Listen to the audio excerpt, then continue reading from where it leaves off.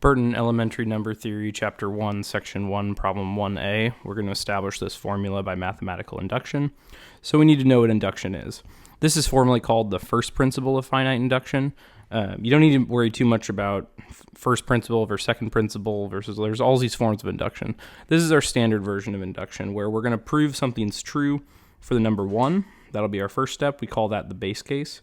And then we're going to prove the successor condition, which is whenever it's true for a number, we'll call it k, that implies that it's true for k plus 1. So it may seem a little like a strange concept, but those two conditions ensure that what we're trying to prove is true for every positive integer.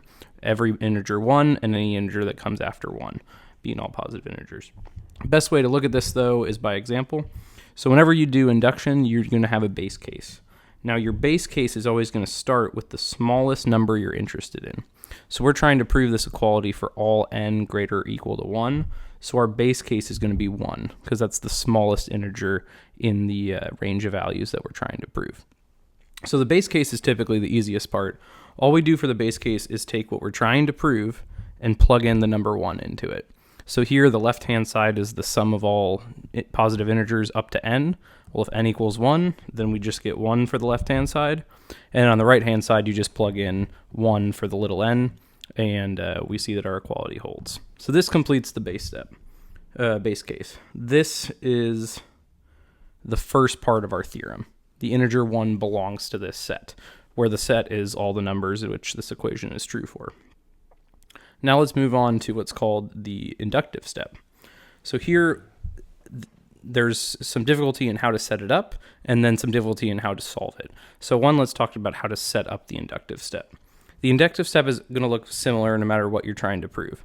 You're going to say, look at this equation, assume it holds for a value. Here we're just taking n equals k. K is our value. If we assume it's true for k, does that imply, through some mathematical manipulation, that it's true for the value after k, which is k plus 1. So here, the assume, we've just taken, this equation is exactly what we're trying to solve, and we just replaced n with this dummy variable k. And now our show, whenever we see k, we need to replace with k plus 1. So the left-hand side was the sum of all values up to k. Now it's the sum of all values up to k plus 1. And then on the right-hand side, we just inserted k plus 1 every time we saw k above. Now let's see how to proceed from here.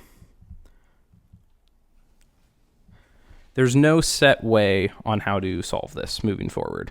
In induction, once you do the base case, once you set up what you're trying to, what you assume and what you're trying to show, there's no set way to move forward. But one technique which we'll show here is you start with what you assume. So here, we assumed this equation in blue. That's what we started with up here. That's line 2.1. We're assuming that's true.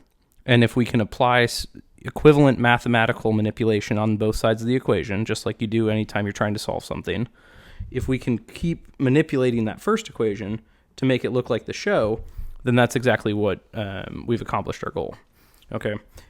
This speaks out as like a good thing to do, because when we look at the blue up top, we see the left-hand side is almost equal to what we're looking for, the left-hand side of the show equation. So if we just add k plus 1 to both sides, which is what we've done here in the second line, if all we do is add k plus 1 to both sides, well then this left-hand side is exactly what we want. So all we need to do is manipulate the right-hand side to make it look like the right-hand side of show, and then we're done. And you can see how we've done that, just a matter of combining the fractions and making the right-hand side look like the right-hand side there. So now we've shown that 1 is a number that makes this equation true. We've shown that whenever k makes the equation true, k plus 1 makes the equation true, which means that this formula is now valid for all n greater than or equal to 1. Now, one thing you could ask is, hey, why do we have these k plus 1 plus 1? Shouldn't we combine terms? Shouldn't we like get a k squared in there? We could do all sorts of simplifications on the right-hand side there. That's up to you. A lot of the times with induction, it's easier to leave things in their factored out form. So here we're trying to show something looks like n parentheses n plus 1. So sometimes it's easier to leave it in this form just to see where you're trying to go to. But you could have easily combined terms more here as long as you made it equivalent to something in your show equation. Thanks for watching. Hope you've enjoyed this video. Don't forget to subscribe and ask any questions in the chat.